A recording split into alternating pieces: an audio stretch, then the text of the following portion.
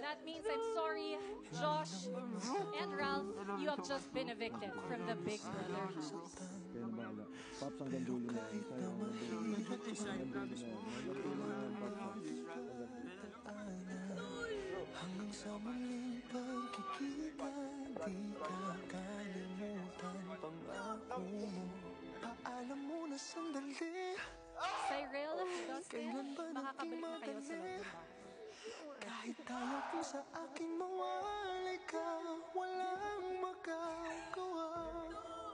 Uwi pangako mo, walang magbabago.